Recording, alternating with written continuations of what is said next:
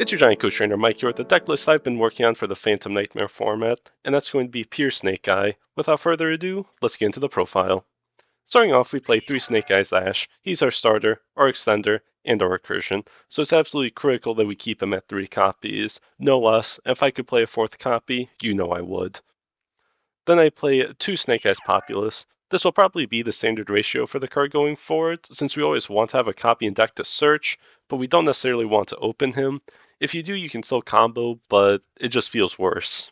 We only play 1 copy of Snake Eyes Oak, as we don't want to see him in our opening hand, and if we need him back into the deck, he can be recycled by using the grave effect of Original Sinful Spoil. After Oak, we play Single Birch. Just the one, as we typically search for this after we've already searched or summoned Populous that turn and we need an extra free body. On top of that, he doesn't do anything on his own. You need to open him in consort with other cards, so just the one of is fine. There's some applications with the second effect to remove problem cards like Promethean Princess from our board to undo a lock, or to dodge negation on the opponent's turn. But as of right now, just the one of is fine. I definitely still think that you should play him. Don't cut him entirely, but just play the 1 copy. The final Snake Eyes monster we play is 2 Flamberge.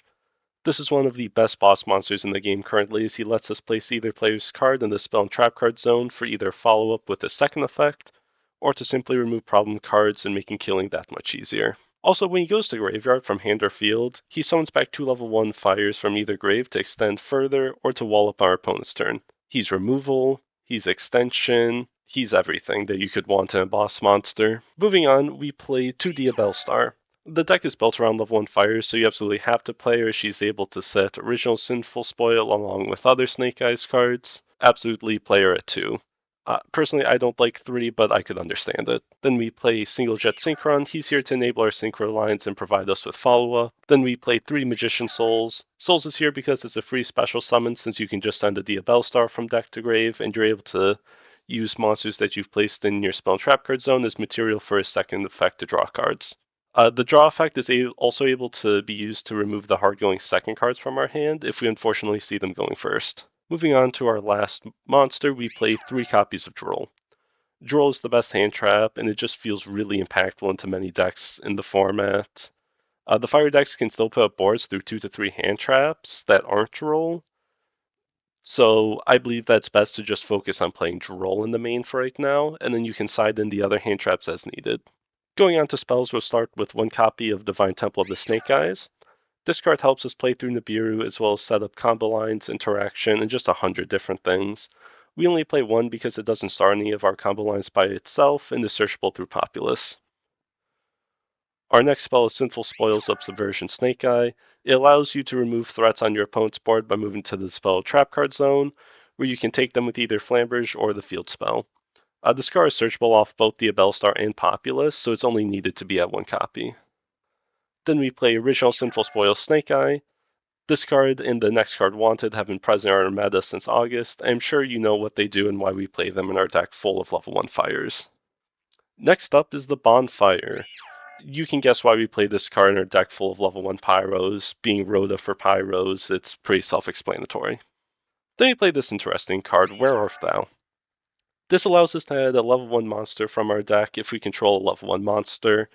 The only real downside is that you take 2,000 points of damage during the end phase if you did normal summon a monster with that same name. Life points aren't going to be real this format. Normal summon Snake Eyes Ash is an OTK through Droll, so it doesn't really matter if we end our turn with 8,000 life points or 2,000 life points. If your opponent's breaking your board, they will be killing you, because if you don't, you're killing them. The list of things you can add off the spell is also insane. Just look at our list. You can add Populous if Ash gets negated, Souls for follow-up, or you can just search Droll. Continuing on, we play a single copy of 1 for 1. It's a deck full of level 1 monsters. Level 1s are just really strong and plentiful. You play the 1 copy, it's limited. If it was at more, you'd probably play more. Next up, we play Enemy Controller. The ability to steal your opponent's monsters this format is incredibly strong. There's very little non-monster negation, so being able to take an opponent's Appaloosa or Fire King or Vada is insanely strong. Even just stealing an opponent's monster on their turn always feels good as well. especially if you're able to take their Avada, their Flamberge, or hell, even taking their Fight or Charmer, Dark Charmer, whatever Charmer they make to try and steal your own monsters. Next, we play a single copy of Snatch Steal. We're playing this to just be able to steal your opponent's monsters. Exact same reasons, enemy controller. It's the exact same reason we also play the Change of Heart. Taking monsters is just incredibly strong in this format. We don't play Mind Control only because it limits what you can do with those cards, but since these are effectively unrestricted, just extraordinarily powerful.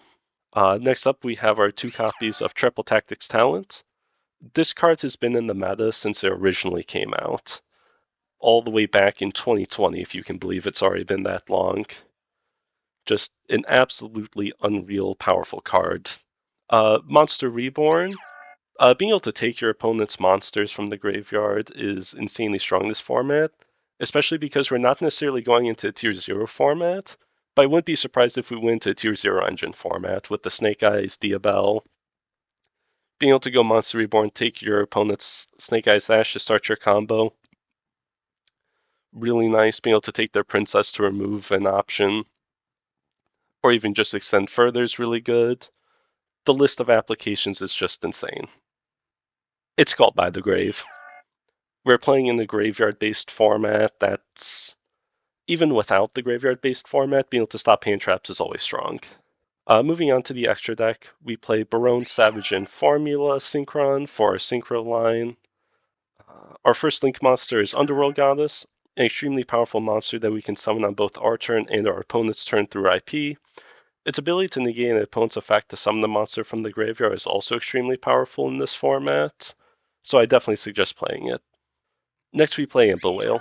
We run them as the monster that we typically link out to Promethean Princess on our turn 1. He's just the best link for turn 1 plays currently. Next, we play the Raging Phoenix and the Z Atlantis. These 2 monsters are the icing to the 1-card OTK line that the deck has access to. You absolutely have to play these 2. After them, we play 2 copies of Promethean Princess. This card is one of the most broken cards ever printed. I've seen videos comparing her to Summon Sorceress, and whilst I personally didn't play during that format, I can definitely see it. She does everything you could ever want, and there's 100 discussion videos about how she's insanely broken, and I'll leave it up to those to talk about it. But you play 2 copies, one for your turn 1, one for follow-up, and because unfortunately Kashtira is still around, you kind of want to just in case they go Unicorn to banish a card. Moving on, we play Hita and Dark. Hita is to steal our opponent's fire monsters, such as the aforementioned Snake Eyes Ash, Oak, even, Popules, whatever you want. There's been numerous times in which I've even attempted to just make this to force out an opponent's Promethean Princess, there they have to destroy it. And I'm able to search Popules to get my combo continuing. Dark is that you can attempt to steal things like IP, SP, even being able to steal Diabell Star is just so insanely powerful. Moving on from them, you play IP Masquerena. IP is insanely strong, being able to make cards such as Underworld Goddess or even the next card, SP Lil Knight, on your opponent's card is just so insanely potent. SP Lil Knight, it's earned its $100+ price tag. Just what an insane card. Being able to remove your opponent's cards from either field or graveyard, using it to dodge things like Imperm on your turn. Just an incredible card. Absolutely crazy. Nightmare Phoenix. Having some form of spell or trap card removal is super important in this format due to annoying floodgates that some decks can run. Decks like Voiceless Voice can not only play Super Poly, but Voiceless Voice also becomes much weaker without their continuous spell to protect Novox from battle. Phoenix is also a fire monster, so we can link it, or so we can make it under Underworld Goddess using IP in the event that we have to fire off the Promethean Princess early. Really strong card this format, I definitely suggest running it. The last Link monster we play is Link Kuriboh. Gives us both easy access to a dark monster, and is able to provide us an easy Link 1 to turn Populous into. For our side deck, we play 3 Ash, 3 Crow, and 3 Imperm. We keep some amount of hand traps in here for our matchups where the steel cards won't do much. Those mainly being Labyrinth, Voiceless Voice, and the numerous transaction rollback FTKs going around. On top of that, there's talks about decks like Branded being in the format, so being able to keep things like Ash and Imperman for those is just really nice. After that, we run 2 Lightning Storms and Harpy's Feather Duster. Back row removal is always important to have, and these are the best 2 cards for that in my opinion. Lastly, we play 3 anti-spells. Stopping your opponent's access to spell cards is incredibly important, both to remove powerful going second cards and to deny consistency and extension tools. One thing that you can definitely try in the side deck is finding space for 2 Pankratops. Just in the event that anti-spell does become the most popular option, being able to go Pankratops effect, tribute itself to remove the opponent's anti-spell is probably going to be crucial. Now that we're done with the list, let's go on ahead and take a look at some combos. So let's go on ahead and show off what we can do with just a single copy of Snake Eyes Ash. So going standby main phase, we're going to go normal summon Ash, use its effect, add a copy of Populous to hand. When Populous gets added, it can special summon itself out, so we're going to go on ahead and do that. Once it's summoned, we can use its on summon effect to add a Divine Temple of the Snake Eye to our hand. Activate Divine Temple in order to place Flamberge. This will make our combo Nib resilient, not necessarily foolproof, as we can end up losing some interaction depending upon where they nib us, but for the most part, Nib does not hurt this deck at all. We're going to go ahead and link into the Popules to make Link Ribbo, triggering the final effect of Popules to place itself in the spell and trap card zone. We can then use our Snake Eyes Ash second effect to send itself in the Popules to summon out Oak.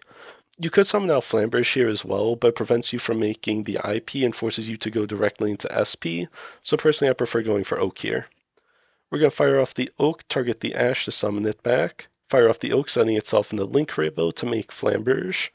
Again, you could also send Ash here, but it prevents you from making IP and only allows you to go straight into SP, so we want to send the Link Ribbo. Next, we're going to go on ahead and make a copy of IP. Because Flamberge left our field, we can trigger its effect to summon back 2 level 1 fires. We're going to go on ahead, link the IP in one of the monsters we bring back for Fire Princess. Promethean Princess is going to reborn Flamberge. Flamberge is going to place IP into the spell trap card zone, link away the Ash and the Promethean Princess to make the Ambler Whale, and that will be all for our turn. But let's go ahead and let's see what this board actually looks like. So going through our opponent's turn, the first thing we're going to do is once they commit to enough action, we're going to go on ahead and target the IP to bring it up. There's an argument to where you want to just go on ahead, target the IP in the draw phase to bring it up. That's more so to play around like the steal cards. But typically I prefer to try and play around my opponent being able to summon something big and then just immediately proceed to battle phase to try and bait the IP early. So I prefer to keep IP in the spell trap card zone until absolutely necessary.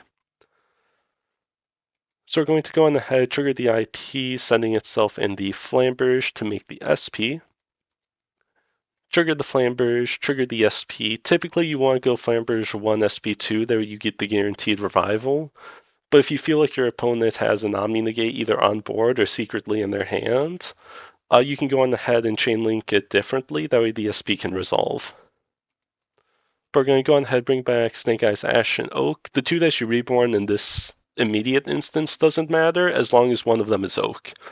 Because what we're going to do is we're going to go activate Oak, activate Ash. Snake Eyes Ash is going to add a copy of itself, and Oak is going to reborn Popules from the graveyard.